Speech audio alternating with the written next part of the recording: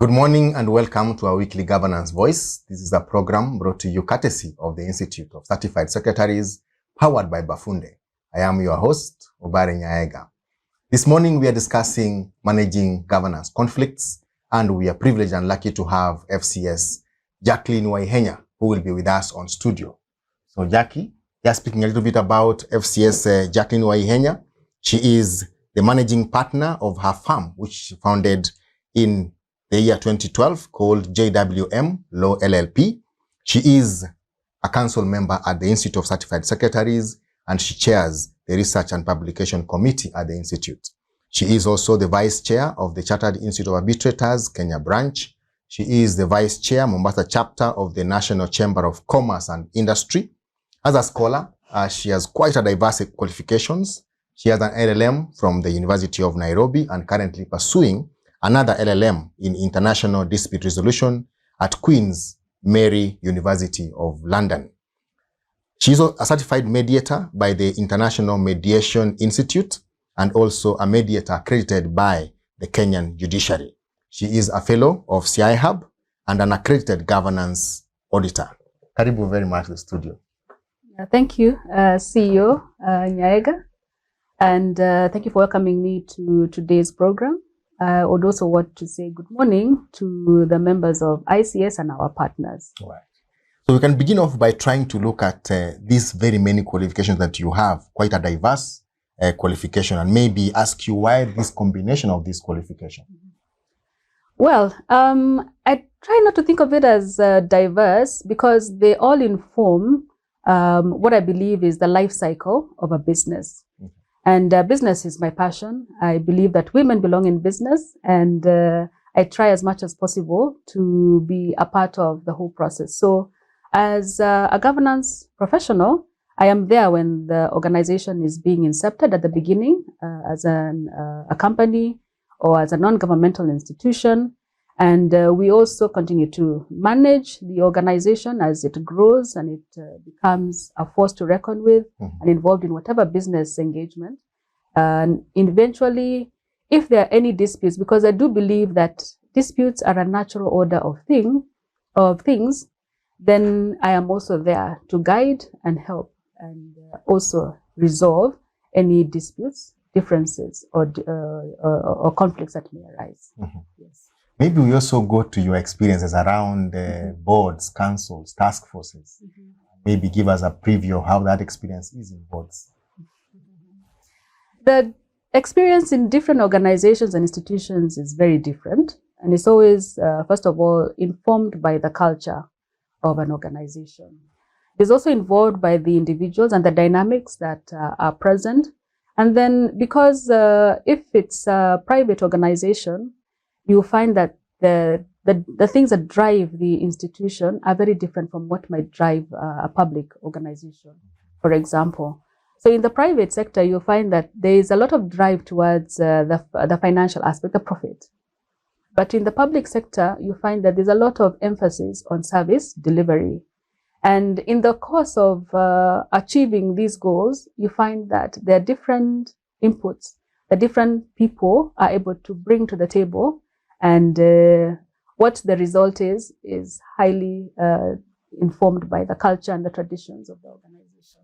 So if an organization doesn't get the culture right from the word go, then obviously there will be a specific type of conflict because there will be more misunderstandings. There will also be lack of accountability and transparency.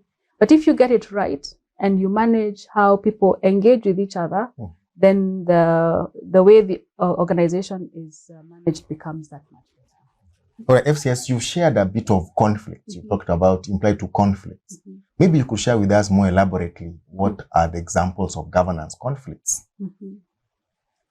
Okay, there are very many examples, and we come across them every single day. Right. But I'll take the example of, we'll start with the top organ. Okay.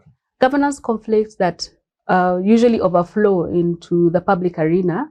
For example, when two board members cannot agree, either on a particular item or their dynamics and their personalities clash, regardless of whether they're discussing something that is of the best interest of the organization or not. So in what you've seen with some of the examples that flow out into the public arena, we've seen that where board of directors cannot agree, it may flow over into the shareholders. And then we have what we call as boardroom coups. And the boardroom coups then would mean that first, it will come out and spill over into the public arena. When you have the public arena getting involved, then you realize that the financials of an organization get involved, regulators get involved, and obviously the next place that you find this dispute is most likely in court. All right. So what could be the consequence of these disputes, the ones you have implied or the one you come across? Okay. Take an example of an organization that is listed on the stock exchange. Right. Yeah. It is subject to the Nairobi Securities Exchange regulations. It is also subject to the Capital Markets Authority regulations.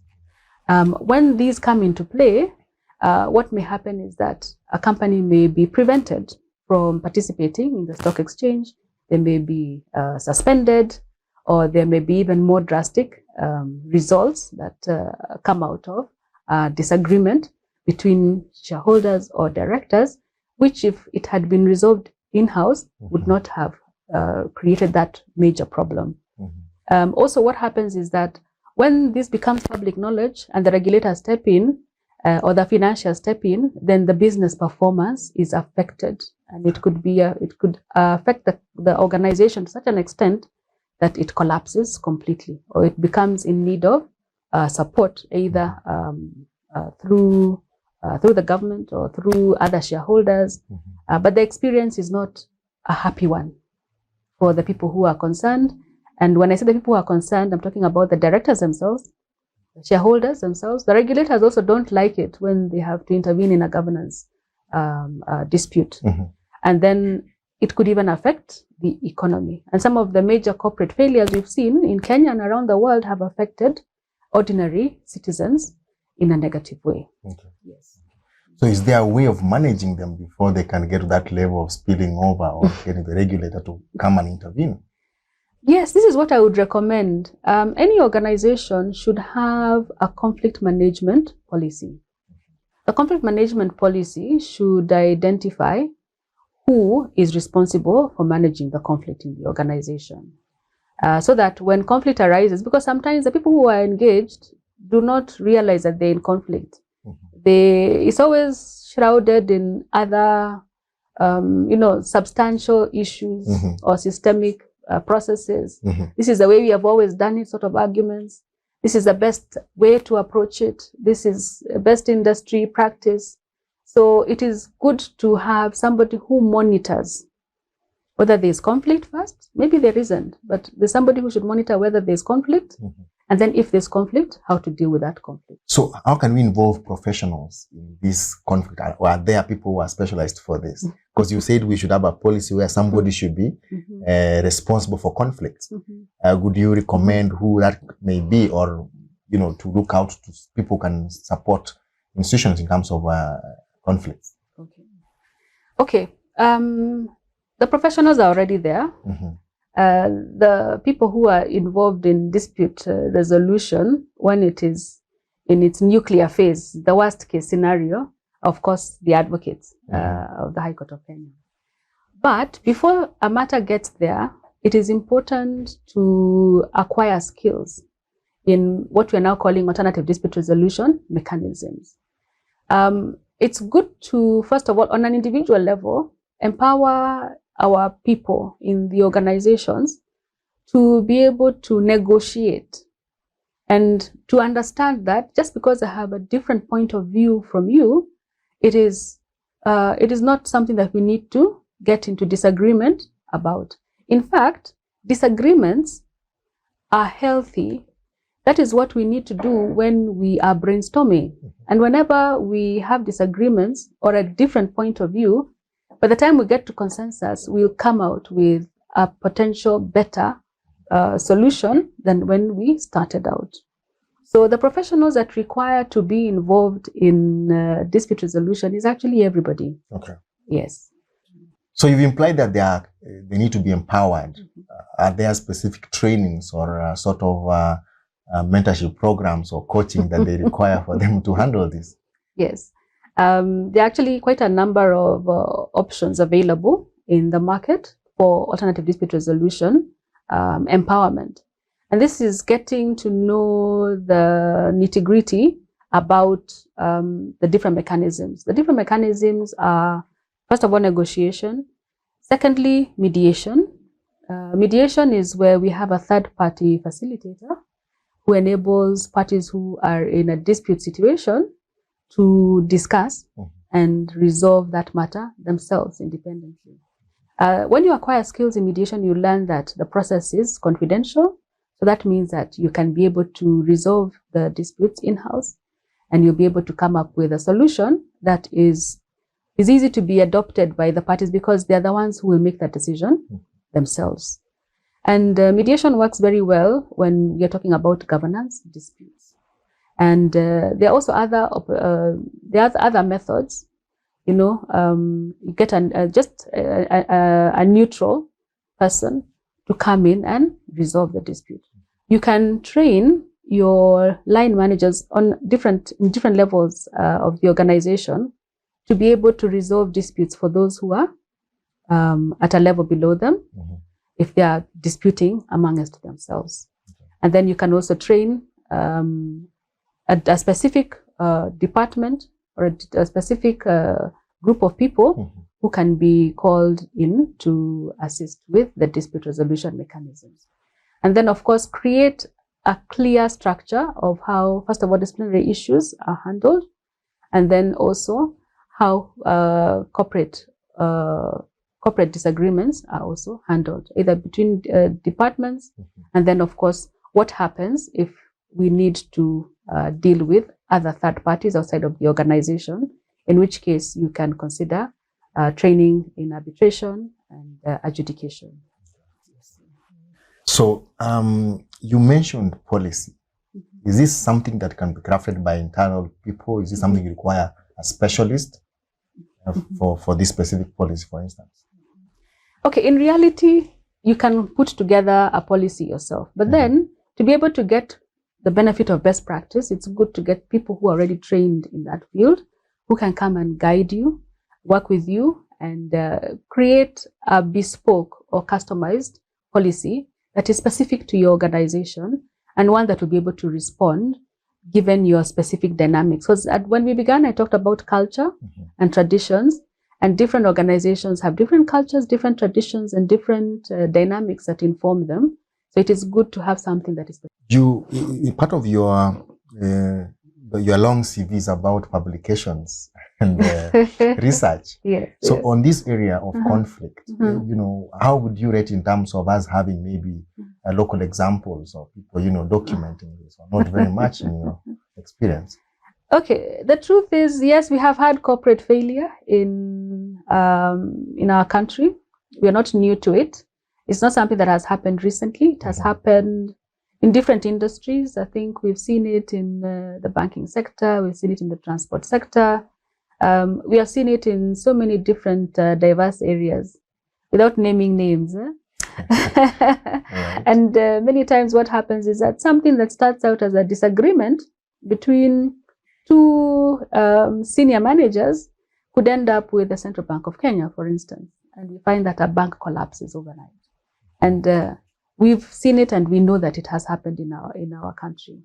It would be very useful to document the instances where this corporate failure has arisen, where where governance was not observed, and to see the natural progression or outcome of not putting in place proper governance structures and using proper dispute resolution channels.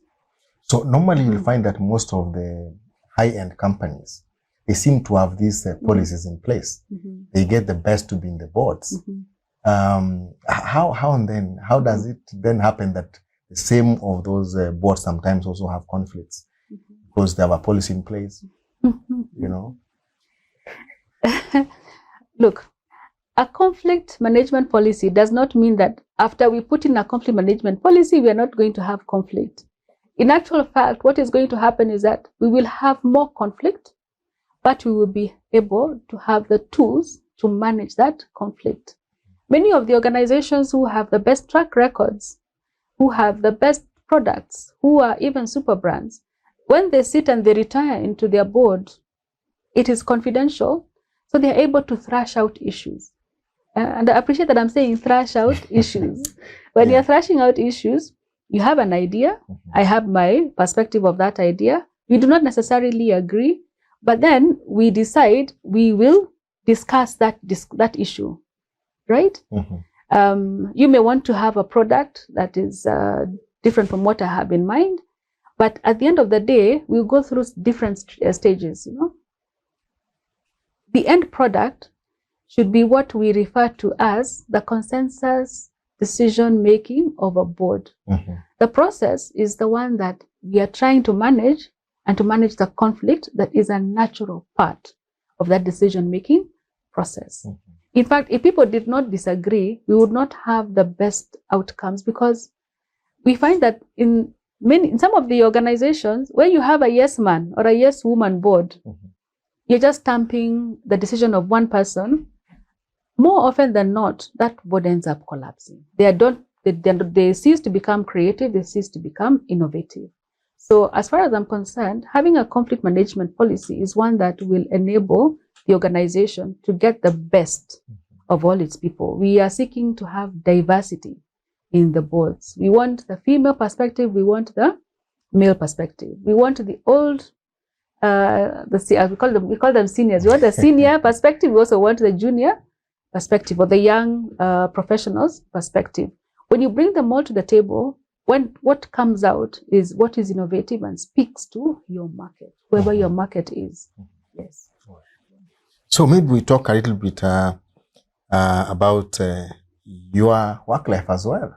You know, it's good to also know slightly more about yourself beyond these very many qualifications that you have. Yes. Maybe we can hear something about how you manage this, balance, what you want to say about your work and life. I enjoy being an advocate. I think that was my earliest dream. And being an advocate now I was admitted in 1998. So it has enabled me, first of all, I got into the profession when I was very young, and I have seen the profession grow. In addition to this, I am also a company secretary for several organizations. I became a member of the Institute in the year 2000. I am number 1296. All right. And the dispute resolution I started in 2012. So, okay, what that has meant for me is I've had to really engage in serious time management.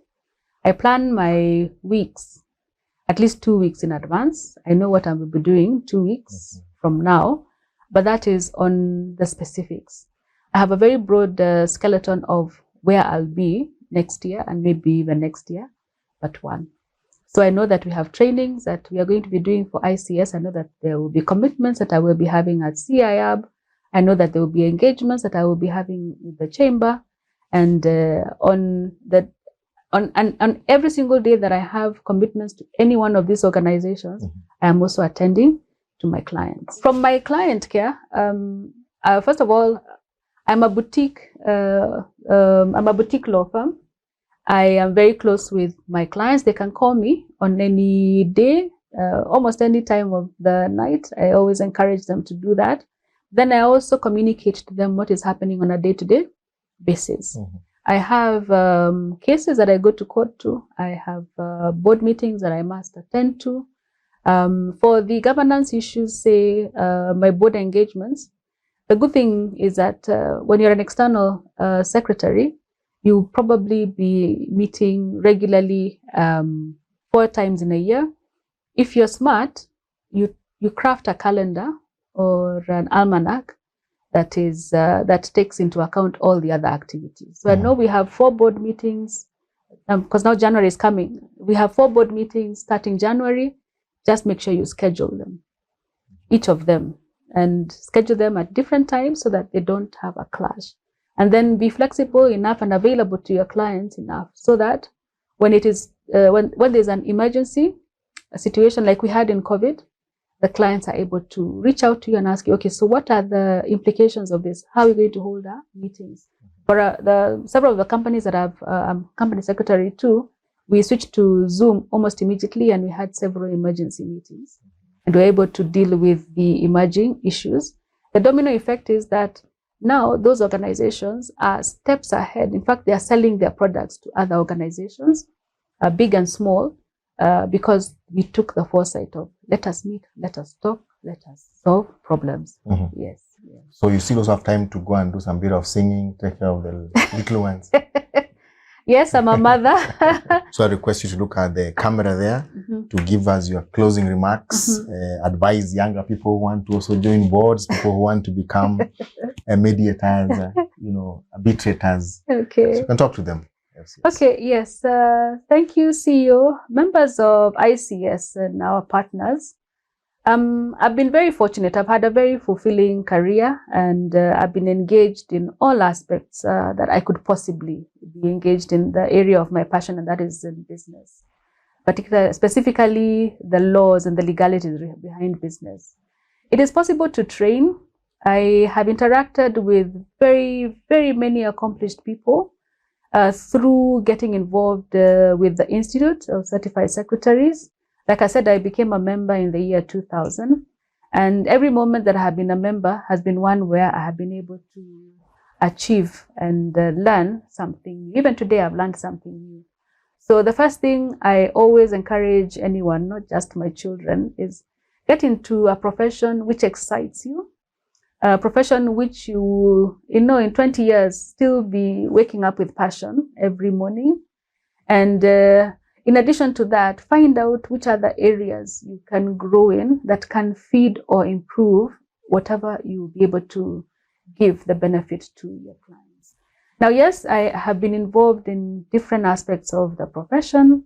I am excited about governance. I'm also excited about dispute resolution. What that means is that whatever I learn in mediation, I can bring to my governance practice.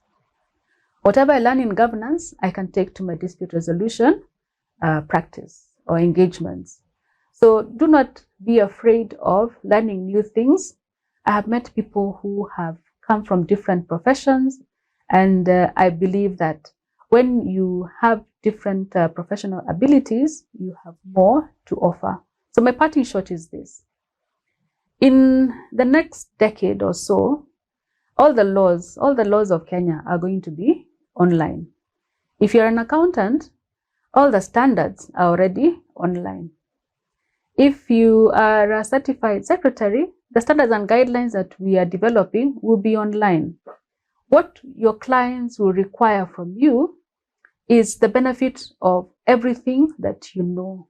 Critical thinking, what you're able to bring to the table to your client to differentiate you from a computer. Because a computer will spew out section 7 of whichever act.